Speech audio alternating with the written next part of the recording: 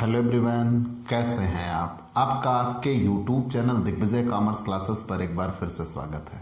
हम आपके लिए अपने इस YouTube channel Digvijay commerce classes पर बीकॉम के सिलेबस के कंपलसरी सब्जेक्ट बिजनेस इन्वायरमेंट की पूरी एक सीरीज लेके आ रहे हैं, जिसमें आपको एक तरफ से हर एक कॉन्सेप्ट क्लियरली एक्सप्लेन किया जाएगा।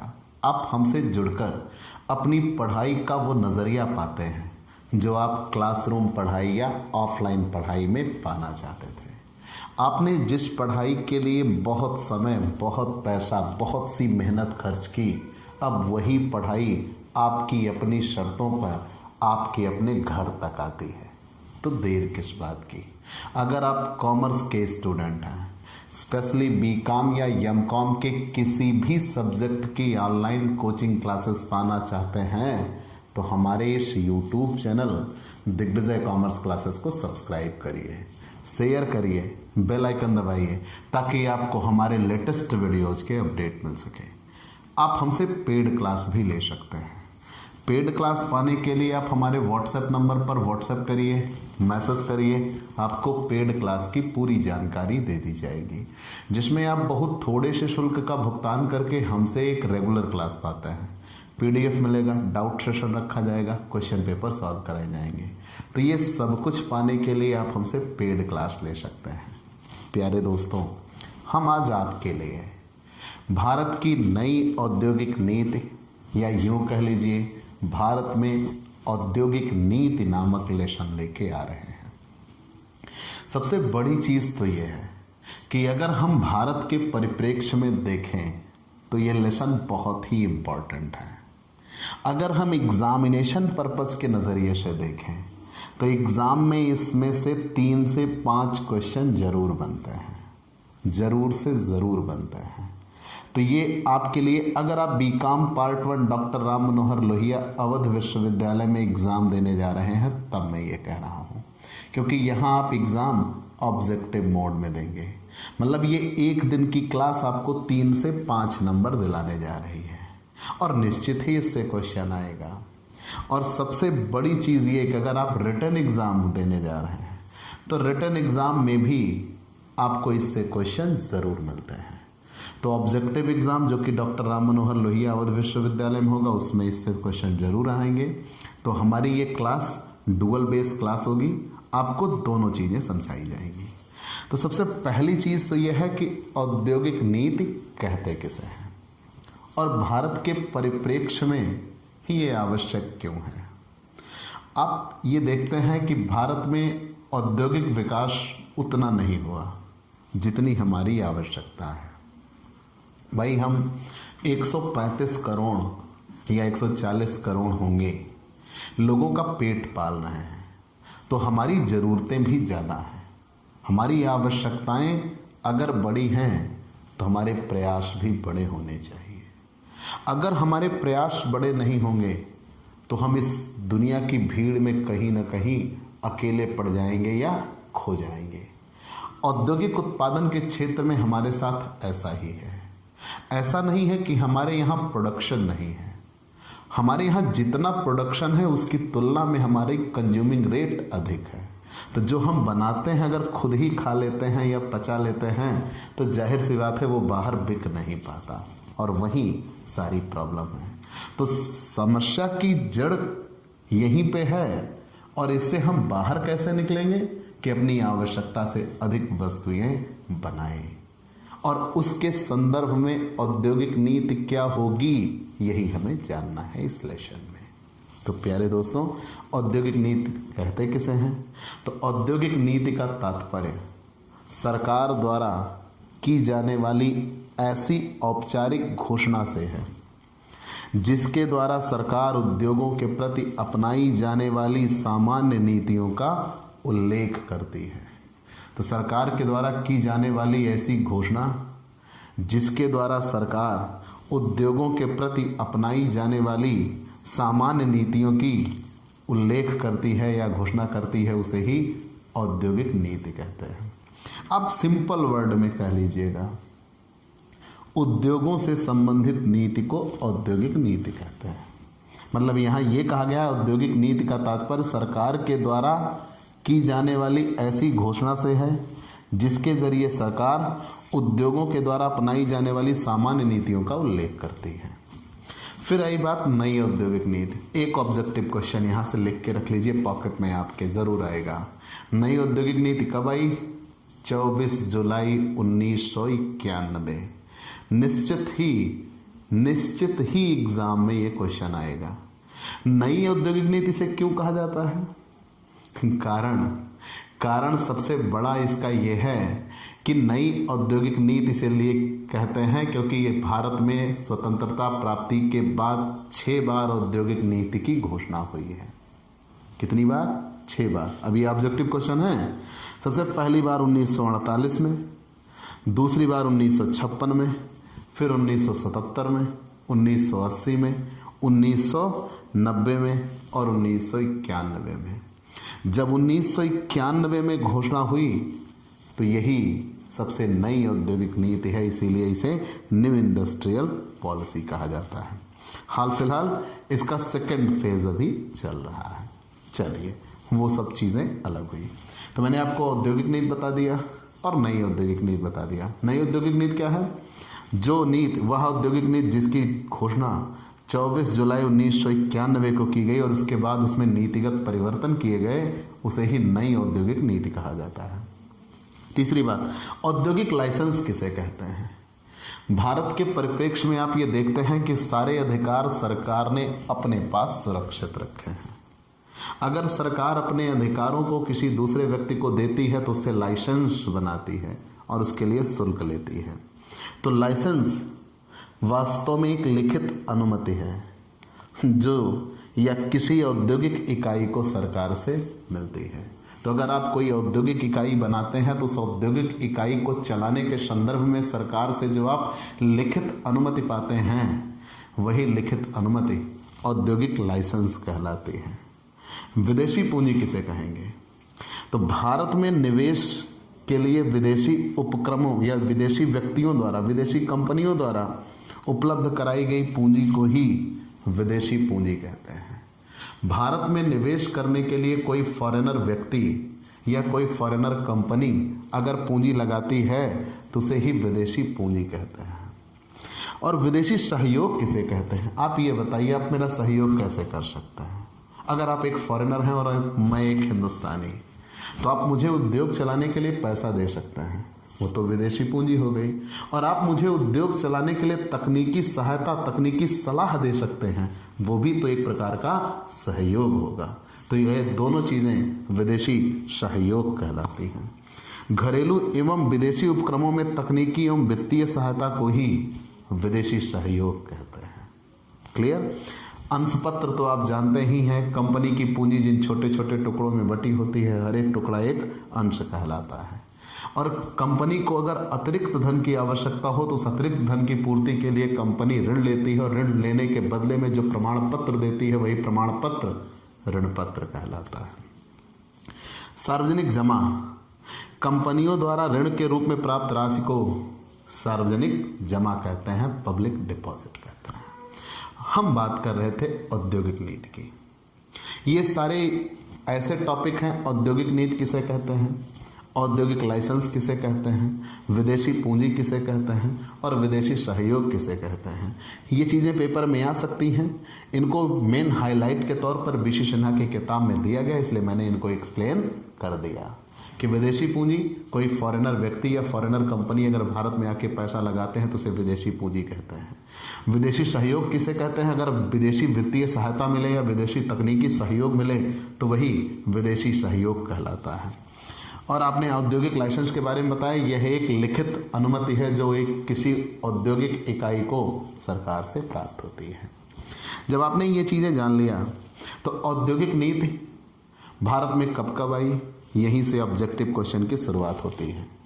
तो भारत के परिप्रेक्ष्य में आप देखते हैं कि हम औद्योगिक रूप से कहीं न कहीं पीछे हैं, बहुत ज़्यादा पीछे हैं। हम 1947 में आज़ाद हुए, उस समय रुपया $1 के बराबर हुआ करता था। $1 बराबर 1 रुपया।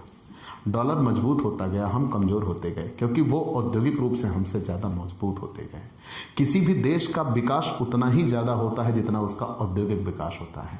हम कृषि प्रधान देश हैं, हमारी प्रमुख अर्थव्यवस्था कृषि पर निर्भर है और कृषि पर निर्भर होने की वजह से हमारी तकरीबन 70% नेशनल इनकम या हमारी 70% पॉपुलेशन कृषि ही करती है।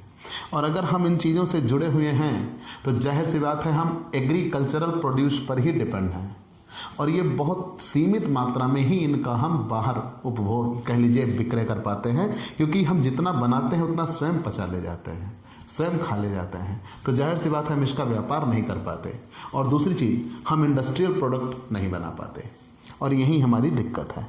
तो स्वतंत्रता प्राप्ति के पश्चात हमारा औद्योगिक ढांचा बहुत कमज़ोर था और जो बहुत थोड़े बहुत उद्योग थे भी उनमें अनेक समस्याएं थी, जैसे पूंजी की कमी थी, औद्योगिक अशांति थी, मालिक और कर्मचारियों में लड़ाइयाँ छिड़ी हुई थी, कच्चा माल नहीं था, नई तकनीकें नहीं थी और नई मशीनरी भी उनके पास नहीं थी। इन सारी चीज़ों के मद्देनज़र मिश्रित अर्थव्यवस्था की संकल्पना को स्वीकार किया गया और ये कहा गया कि दोनों स्वामित्व हमें चाहिए, निजी स्वामित्व भी हमें चाहिए और सरकारी स्वामित्व भी हमें चाहिए।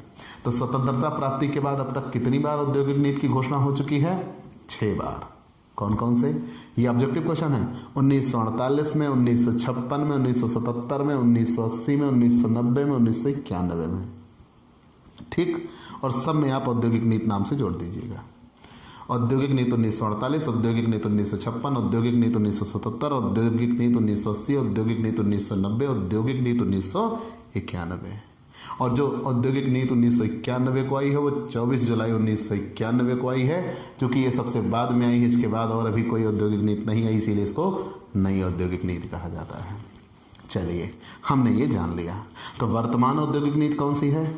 24 जुलाई 1991। इसका प्रतिपादन 2 चरण में किया गया था। 24 जुलाई 1991 को जो घोषित हुई वह बड़े व मध्यम उद्योगों से संबंधित थी और 6 अगस्त 1991 को जो घोषित की गई उनका संबंध लघु उद्योगों से था। मतलब इसको कितने चरणों में घोषित किया गया? 2 चरणों में घोषित किया गया। और यह औद्योगिक नीति अब तक की सबसे उदार औद्योगिक नीति है। याद करिएगा, भारत में उदारीकरण 1991 से देखते हैं और उसका प्रमुख श्रेय नई औद्योगिक नीति और डॉक्टर मनमोहन सिंह को जाता है, जो भारत के यशस्वी प्रधानमंत्री रहे हैं। याद रखिएगा, मैंने ऐसा क्यों कहा? क्योंकि नई औद्योगिक नीति और सबसे बड़ी चीज उदारीकरण लाने में सबसे प्रमुख भूमिका किसकी रही है? मनमोहन सिंह जी की रही है। अब आखिर ये उदारीकरण होता क्या है? हमारे यहाँ जितने भी उद्योग थे सरकार ने उनको अपने आधिपत्य में ले रखे थे। कारण ये था कि सरकार उनको निजी व्यक्तियों को देना नहीं चाहती थी। यहाँ ये बातें थी कि सरकारी स्वामित्व ही सर्वश्रेष्ठ होता है, अगर निजी स्वामियों के हाथ में गया तो विकास नहीं होगा। लेकिन धीरे धीरे हमने ये देखा कि सरकारी तंत्र उतने सक्षम नहीं हैं इन उद्योगों को जन जन तक ले जाने में। तो यहाँ निजी भूमिका को देखा गया, महसूस किया गया। तो धीरे धीरे हर उद्योगों में निजी भागीदारी बढ़ाई गई और नई औद्योगिक नीति में उसमें ताबूत में आखिरी कील ठोकी है। इसीलिए आप उदारीकरण कब से मानते हैं? 1991 से मानते हैं। तो नई औद्योगिक नीति सबसे उदार है। सबसे उदार क्यों? क्योंकि सभी उद्योगों पर से सरकारी प्रतिबंध हटा है और उनको निजी क्षेत्रों के लिए खोला गया है, इसीलिए उसको उदारीकरण कहते हैं। चलिए, हमने ये जान लिया। तो नई औद्योगिक नीति के उद्देश्य क्या रहे हैं? भाई, नई औद्योगिक नीति लाई गई, कोई चीज़ आप लेके आते हो तो उसका कोई उद्देश्य होता है ना। मैं एक क्लास आपके लिए लेके आ रहा हूँ तो मेरा क्या उद्देश्य है? आपको बेहतर से बेहतर पढ़ाई हो, आपकी अपनी पढ़ाई आपके घर बैठे हो, आप कहीं बाहर भटके ना और आपको सारे कॉन्सेप्ट क्लियर कर दिए जाएं, जिससे आपका एग्ज़ाम प्रिपरेशन सबसे बेहतर से बेहतर हो सके। तभी आप विश्वविद्यालय में पोजीशन ला सकते हैं। बिल्कुल अपने भाई आनंद प्रताप जैसा, जिसने इस साल के यूनिवर्सिटी में टॉप किया, वो आप भी कर सकते हैं और करिएगा। ये इसी कोचिंग से हुआ है, दिग्विजय कॉमर्स क्लासेस, और आप उसके अब एकदम ध्वजवाहक बनने वाले हैं। चलिए, तो नई औद्योगिक नीति के उद्देश्य। नई औद्योगिक नीति क्यों लाई गई? तो नई औद्योगिक नीति सबसे पहली चीज तो अर्थव्यवस्था में खुलापन लाना था। खुलापन मतलब किसी भी प्रकार का कोई प्रतिबंध ना हो, दूसरी बात, विदेशी सहयोग और भागीदारी को बढ़ावा देना था। अब यहाँ मैं कुछ बातें स्पष्ट करना चाहूँगा। जैसे हमारे यहाँ देहात में एक कहावत प्रचलित है ना कि दूध का जला मट्ठा भी फूंक फूंक के पीता है।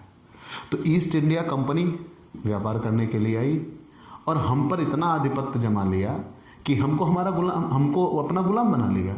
तो हम किसी भी कंपनी या किसी व्यापार में विदेशी सहयोग की भागीदारी अब नहीं चाहते थे। हम वो डर रहे थे कि कहीं फिर ना ऐसा हो जाए। तो धीरे धीरे जब ये भावना पनपी तो हमने सोचा नहीं, अब कहीं ना कहीं हमें विदेशी सहयोग की आवश्यकता है। तो विदेशी सहयोग और भागीदारी को बढ़ावा देना, पिछड़े क्षेत्रों का औद्योगिक विकास करना, निजी क्षेत्र को कार्य करने की स्वतंत्रता प्रदान करना, क्योंकि इसके पहले जितने भी क्षेत्र थे वो सरकारी सेक्टर को सुरक्षित कर दिए थे, निजी क्षेत्र की उसमें भागीदारी थी नहीं। तो इसके आने के बाद निजी क्षेत्र को भागीदारी बढ़ावा गया। आधुनिक प्रतिस्पर्धात्मक अर्थव्यवस्था का विकास करना और उत्पादन क्षमता का विस्तार करना, और अंत में निर्यात बढ़ाने के लिए आयात को उदार बनाना। कारण क्या था? आयात को उदार बनाना कैसे?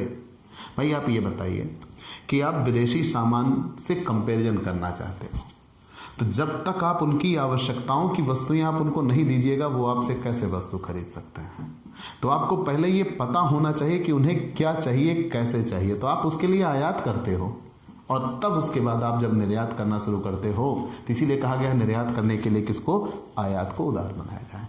अर्थव्यवस्था में खुलापन लाना, विदेशी सहयोग को बढ़ाना, पिछड़े क्षेत्रों का औद्योगिक विकास करना, निजी क्षेत्र का औद्योगिक विकास करना, आधुनिक प्रतिस्पर्धात्मक अर्थव्यवस्था का विकास करना, उत्पादन क्षमता में विस्तार करना और निर्यात बढ़ाने के लिए आयात को उदार बनाना, यही प्रमुख उद्देश्य रहे हैं नई औद्योगिक नीति के। चलिए ये चीज़ें हमने बता दी आपको। अब अगर नई औद्योगिक नीति आई तो नई औद्योगिक नीति का प्रभाव क्या हुआ, सारी बातें जान लीजिए, फिर हम औद्योगिक नीति की विशेषताओं पे आएंगे। अगर नई औद्योगिक नीति आई तो नई औद्योगिक नीति का प्रभाव क्या हुआ? भाई प्रभाव तो दो होते हैं ना, कुछ अच्छे भी प्रभाव हो सकते हैं और कुछ बुरे भी प्रभाव हो सकते हैं। तो पहले अच्छाइयों को गिन लेते हैं, बुराइयों को फिर बाद में गिनना शुरू करेंगे। पहला तो अनुकूल प्रभाव रहा, औद्योगिक उत्पादन बढ़ा। औद्योगिक उत्पादन बढ़ा, याद रखिएगा। लेकिन 1991 के बाद से औद्योगिक उत्पादन लगातार बढ़ रहे थे। लेकिन अभी 1990-91 में 6% थे, बीच में 10%, 10.5%, 11% तक हुए थे। लेकिन जब नोटबंदी हुई उसके बाद से ये घटकर थोड़े से 5% हो गए हैं। ठीक। विदेशी विनियोग में वृद्धि हुई है। विदेशी विनियोग दो तरीके से होता है, एक तो एफडीआई, ठीक, डायरेक्ट फॉरेन इन्वेस्टमेंट, और एक होता है पोर्टफोलियो इन्वेस्टमेंट। दो प्रकार से हमें विदेशी पूंजी मिलती है। जब कोई फॉरेनर, याद रखिएगा, जब कोई फॉरेनर हमारे यहाँ आके कोई इंडस्ट्री लगाता है, याद रखिएगा मेरी बात को, तो जब कोई फॉरेनर हमारे यहाँ आके इंडस्ट्री लगाता है तब उसे डायरेक्ट फॉरेन इन्वेस्टमेंट कहते हैं, प्रत्यक्ष विदेशी निवेश कहते हैं, एफडीआई, फॉरेन डायरेक्ट इन्वेस्टमेंट। मतलब कोई विदेशी व्यक्ति, कोई फॉरेनर यहाँ पे आके इंडस्ट्री लगा रहा है। और अगर कोई विदेशी व्यक्ति यहाँ पे आके इंडस्ट्री नहीं लगाता, इंडस्ट्री किसी अपने भारतीय की ही होगी, लेकिन वो फॉरेनर व्यक्ति यहाँ पे व्यापार चलाने के लिए पैसा देगा, चाहे शेयर ले चाहे डिवेंचर्स ले, तब उसे कहा जाता है पोर्टफोलियो इन्वेस्टमेंट। तो हमारे लिए ज़्यादा जरूरी है कि एफडीआई बढ़े। कारण अगर कभी वो असुरक्षित महसूस करने लगे तो शेयर बेच के निकल जाएंगे, पोर्टफोलियो इन्वेस्टमेंट अगर है तो सबसे बेहतर यह है कि वो एफडीआई यहाँ पे करें। अगर फॉरेन डायरेक्ट इन्वेस्टमेंट यहाँ पर होगा तो जब डायरेक्ट इन्वेस्टमेंट उनका यहाँ पर होगा तो वो इतनी जल्दी जा नहीं पाएंगे। ठीक, आगे बढ़ते हैं। तो विदेशी निवेश बढ़ा है, विदेशी विनियोग बढ़े हैं। नई औद्योगिक नीति से विदेशी विनियोग तीव्र गति से वृद्धि हुई है। अप्रैल 2000 से लेकर फरवरी 2015 तक भारत में कुल 365 अरब डॉलर का एफडीआई आ चुका है। चलिए, सबसे ज़्यादा भागीदारी एफडीआई में किसकी है? मॉरिशस की है, याद रखिएगा, पेपर में आया हुआ क्वेश्चन है। संतुलित क्षेत्रीय विकास होता है। जैसे ही औद्योगिक क्षेत्र का विकास होगा तो हमारा हर एक क्षेत्र तरक्की करेगा। अभी हम क्या देखते हैं, हमारे देश का युवा अगर वो नौकरी पाना चाहता है तो वह महानगरों की ओर दौड़ करता है। ग्रामीण इलाकों में क्यों नहीं, अपने व्यक्तिगत जिले में क्यों नहीं? कारण वहाँ इंडस्ट्रीज का अभाव है। तो जब हमारे यहाँ औद्योगिक विकास हो जाएगा तो हर जगह पे इंडस्ट्रीज मिल जाएंगी, तो वहाँ के लोकल युवा को काम मिलेगा, और जब वहाँ के लोकल युवा को काम मिलेगा तो ये बेहतर होगा और इससे बेरोजगारी आदि भी दूर होगी। सार्वजनिक क्षेत्र में अनुकूल प्रभाव कैसे? नई औद्योगिक नीति में सार्वजनिक क्षेत्र में किए जाने वाले सुधारों से उत्पादन पर अनुकूल प्रभाव पड़ा। पहले क्या था कि पब्लिक सेक्टर के जितने भी उद्योग थे वो अक्षम व कमजोर नजर आते थे, और नई औद्योगिक नीति के आने से उनको बेहतर संसाधन, बेहतर विकल्प दिए गए, और जिससे अब वो भी बेहतर उत्पादन प्राप्त कर रहे हैं। चल, प्रतिस्पर्धात्मक शक्तियों को प्रोत्साहन दिया गया। कैसी बात? MRTP आयोग को ध्यान अब औद्योगिक इकाइयों के आकार व साइज को सीमित ना होकर एकाधिकारी, प्रतिबंधक व अनुचित व्यापार करने या व्यवहार को रोकने पर ही होगा। चलिए, ये सब चीज़ें तो ठीक है। फिर हम आते हैं, ये बात थी नई औद्योगिक नीति के अनुकूल प्रभाव पर। अनुकूल प्रभाव में मैंने क्या बताया? औद्योगिक उत्पादन बढ़ा, विदेशी निवेश बढ़ा, संतुलित क्षेत्रीय विकास हुआ, सार्वजनिक क्षेत्र में अनुकूल प्रभाव पड़ा। अगर हम प्रतिकूल प्रभाव की बात करें तो नई औद्योगिक नीति के आ जाने से क्या चीजें नुकसान में गई हैं? असंतुलित उत्पाद संरचना हो गई। कारण क्या था कि देश के दीर्घकालीन औद्योगिक विकास के दृष्टिकोण में सबसे अधिक महत्वपूर्ण उद्योग समूह पूंजीगत वस्तु उद्योगों का रहा है, परंतु इस उद्योग समूह की वार्षिक समृद्धि दर जो 1980 के दशक में 9.4 थी, नौवीं पंचवर्षीय की अवधि में कम होकर 4.7 रह गई। तो हमने ये देखा कि आधारभूत संरचना या असंतुलित उत्पाद संरचना हुई है। उत्पाद संरचना ऐसी रही है जिसमें उनका लाभ दिखा है, उन्होंने वही उत्पाद किया है, बाकी शेष उत्पाद संरचना पे उन्होंने ध्यान नहीं दिया। दूसरी बात, अस्थिर औद्योगिक विकास हुआ है। औद्योगिक विकास इतना बेहतर नहीं हुआ कि हम एक जगह टिके रहें। अभी मैंने आपसे बताया ना कि पहले 4% थे, फिर 10.5% तक आ गए, और अभी घटकर 2017 में फिर से हम 5% हो गए। तो ये क्या है? अस्थिर औद्योगिक विकास है। लक्ष्य हमारा 10% तक पहुंचने का है। भारतीय उद्योगों पर व्यावसायिक उपनिवेशवाद का खतरा रहा है। कारण क्या रहा है? ये उपनिवेश कैसे? यहाँ पे ये रहा है कि जैसे हमारे यहाँ फॉरेनर व्यक्तियों के लिए जब ये उदार बन गए तो फॉरेनर व्यक्ति FDI लेकर आए, तो उन्होंने हमारे उद्योगों में पैसा नहीं लगाया बल्कि हमारे उद्योगों को खरीदा। अब यहीं पे बात तो होती है, अगर वो नया निवेश लेके आते तो बेहतर था ना। अब एक निवेश को हटा के दूसरा निवेश आ रहा है तो वो उपनिवेश हुआ। और दूसरी चीज ये है, जैसे मैं आपसे ये कहूं कि मान लीजिए मेरी एक इंडस्ट्री है और मेरे बगल में एक फॉरेनर लाके इंडस्ट्री लेके आ रहा है, या मेरे आसपास में एक इंडस्ट्री नहीं आ रही, ये बेहतर है। लेकिन उस फॉरेनर ने क्या किया, कहा चलो यार नई इंडस्ट्री लेने से बेहतर इनकी जमी जमा इंडस्ट्री खरीद लेते हैं। उसने मेरी इंडस्ट्री को ले लिया, तो अभी भी तो इंडस्ट्री एक ही रही ना, कोई नई इंडस्ट्री तो आई नहीं। अब उसमें पैसा विदेशी का लग गया है, तो उससे पूंजी निवेश नहीं बढ़ा, केवल उपनिवेश हुआ। जो निवेश करता था वो बदल गया। तो ये भी चीजें हुई हैं, और विदेशी प्रतिस्पर्धा बढ़ने से भारतीय उद्योगों को खतरा हुआ है।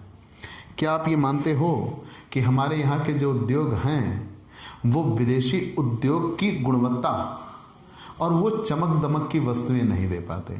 कहीं ना कहीं बहुत क्षेत्रों में हम आगे हैं, जैसे हस्तशिल्प हमारे बेहतर होंगे, लेकिन जो मशीनरी गुड्स हैं वो विदेशियों के बेहतर होंगे। तो ऐसी चीज़ें हमने ये देखा कि यहाँ के जो उद्योग धंधे हैं वो अपने आप को असुरक्षित महसूस करना शुरू करते हैं विदेशियों की तुलना में। चलिए, ये सारी चीज़ें तो हमने प्रभाव के संदर्भ में देख लिया। कुछ अनुकूल प्रभाव दिखे और कुछ प्रतिकूल प्रभाव दिखे। अब हम बात कर लेते हैं वर्तमान औद्योगिक नीति की प्रमुख बातें या विशेषता। तो वर्तमान औद्योगिक नीति की प्रमुख बातें या विशेषता। सार्वजनिक क्षेत्र के संबंध में नीति, एक टॉपिक हम क्लियर करते हैं। यहां बहुत इंपॉर्टेंट फैक्ट आया है। सार्वजनिक क्षेत्र के संबंध में नीति क्या थी? पहले सार्वजनिक क्षेत्र के जितने भी सुरक्षित उपक्रम थे, मतलब सरकार ने उनको अपने संरक्षण में रखा था कि ये उद्योग होंगे तो इन्हें सरकार ही करेगी, कोई दूसरा निजी भागीदारी इसमें नहीं होगी। इसमें सिलसिलेवार तरीके से कमी की गई। उदारीकरण नीति के आ जाने के बाद 1991 में ये 17 उद्योग थे जो सरकार ने अपने लिए सुरक्षित रखे थे, उनको घटा के सीधे 8 कर दिया। मतलब वो केवल 8 उद्योग सरकार चलाती। फिर बाद में उसको 1993 में पुनः उसे घटाकर 6 कर दिया कि केवल 6 उद्योग ही सरकार चलाएगी, बाकी सब निजी व्यक्तियों के लिए छोड़ दिए गए। फिर उसको 3 कर दिया गया और वर्तमान में तब उनकी संख्या 2 कर दी गई है। परमाणु ऊर्जा और रेल परिवहन, यही 2 सेक्टर सरकार ने अपने लिए सुरक्षित रखे। अब उस पर भी 1 कर रही है। रेल परिवहन को भी सरकार ने निजी व्यक्तियों के लिए खोल रखा है। तो केवल एक ऐसा उद्योग है जिसको सरकार अपने लिए रख रही है, परमाणु ऊर्जा। बाकी सारे उद्योग को निजी व्यक्तियों के लिए छोड़ दिया है। हाल फिलहाल अभी आप 2 पे ही टिक करिएगा। चलिए, रुग्ण उपक्रमों की पुनर्स्थापना हुई या उनका पुनर्निर्माण हुआ। जो बीमार इकाइयां थी उनको नए सिरे से स्थापित किया गया या उनका पुनर्निर्माण हुआ ताकि वो बीमार इकाइयां भी सही तरीके से उत्पादन कर सके। रुग्ण इकाई को बीमार इकाई कहा जाता है। जिस इकाई का उत्पादन ठीक तरीके से ना हो रहा हो और पिछले कुछ वर्षों से वो लगातार घाटे में हो और आगे के वर्षों में भी घाटा होने के ही आसार हो, उसे ही रुग्ण इकाई कहते हैं। सहमति या समझौते के कामकाज में सुधार हुआ। ये चीजें तो थी सार्वजनिक क्षेत्र के संबंध में नीति। निजी क्षेत्र के संबंध में नीति क्या आई? लाइसेंस व्यवस्था को समाप्त कर दिया गया। कैसे? अगर आप कोई लघु उद्योग बनाना चाहते हैं तो लघु उद्योग के लिए लाइसेंस लेना अब अनिवार्य नहीं है, ऐच्छिक है। चाहे तो आप लाइसेंस लें, चाहे तो ना लें। और केवल 5 उद्योग ऐसे रखे गए जिनके संदर्भ में आपको लाइसेंस लेना अनिवार्य है। कौन कौन से? जिनमें शराब, सिगरेट, खतरनाक रसायन, सुरक्षा का सामान और औद्योगिक विस्फोटक। केवल इन्हीं 5 उद्योगों के लिए आपको लाइसेंस लेना कंपलसरी है। बाकी किसी भी उद्योग के लिए आपको लाइसेंस लेना कंपलसरी नहीं है।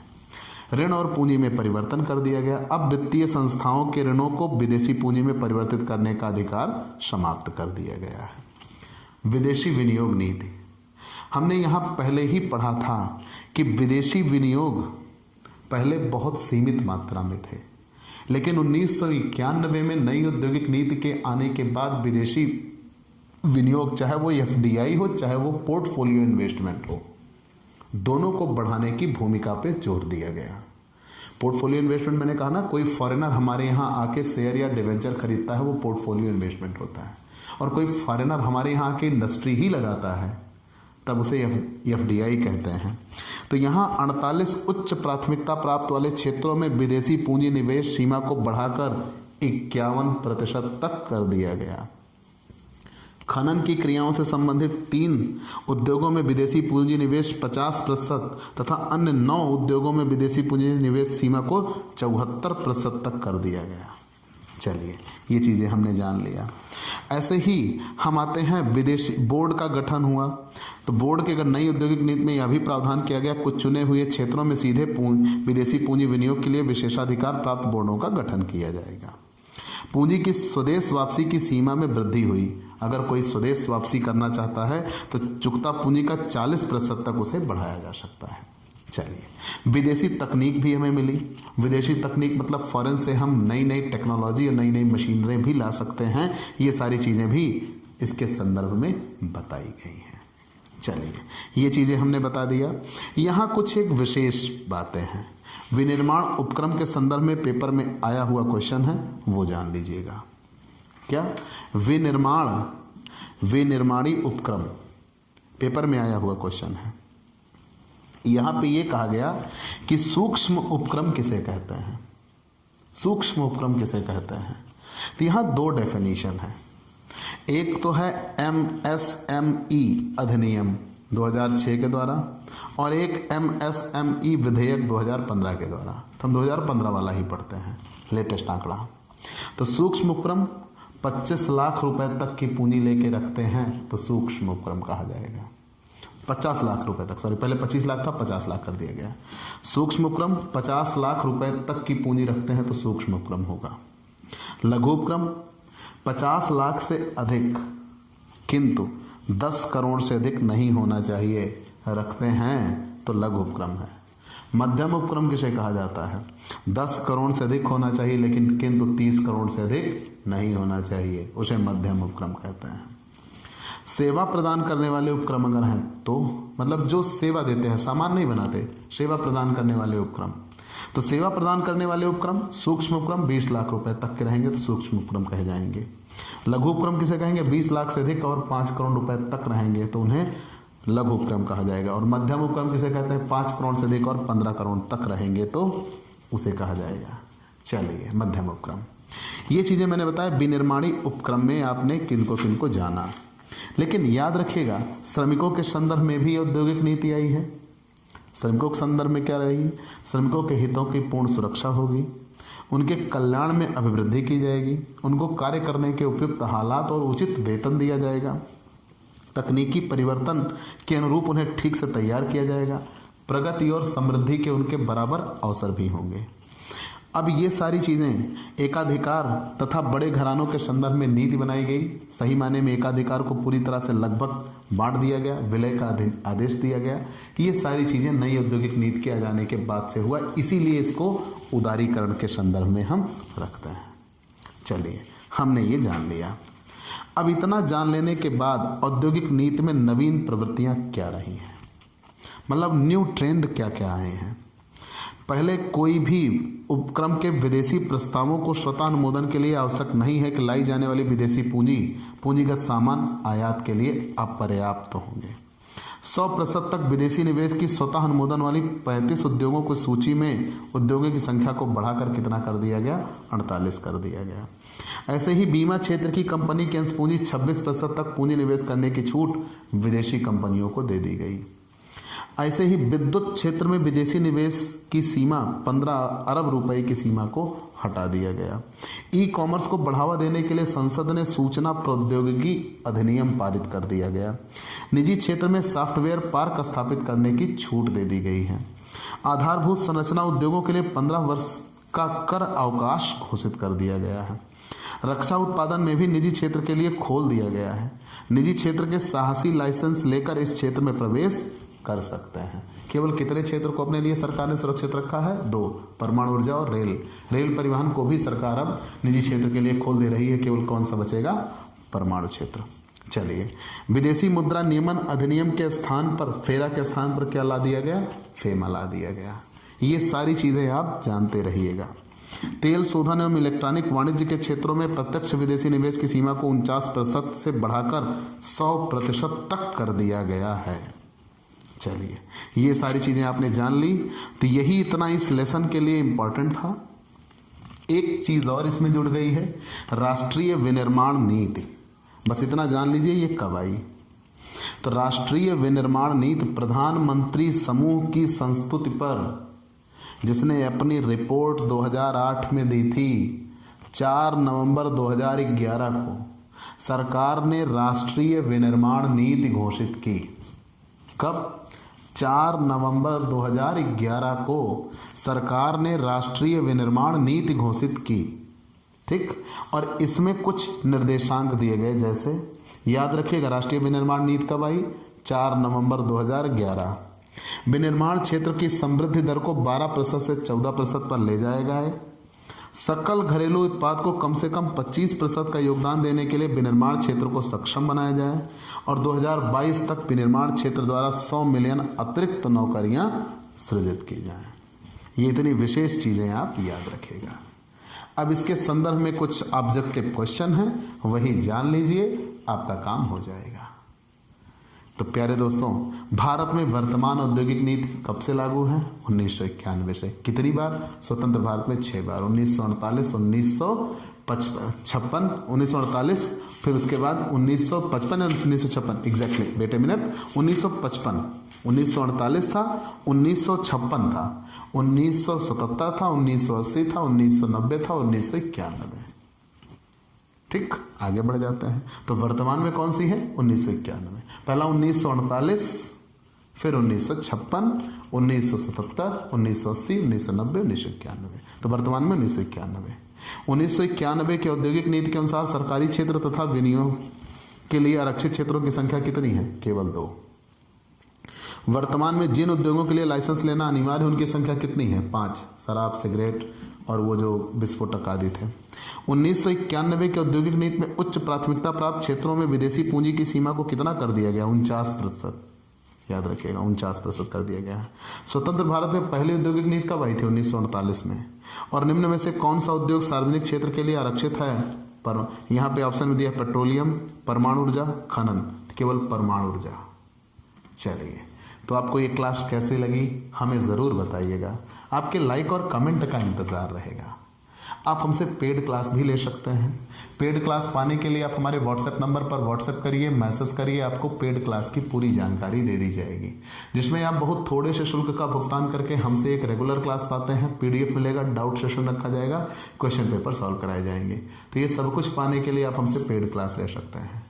और अगर आप हमसे नए जुड़ रहे हैं तो सबसे पहले हमारे इस YouTube channel Digvijay commerce classes को सब्सक्राइब करिए, शेयर करिए, बेल आइकन दबाइए, ताकि आपको हमारे लेटेस्ट वीडियोज के अपडेट मिल सकें। तो आज की क्लास में इतना ही।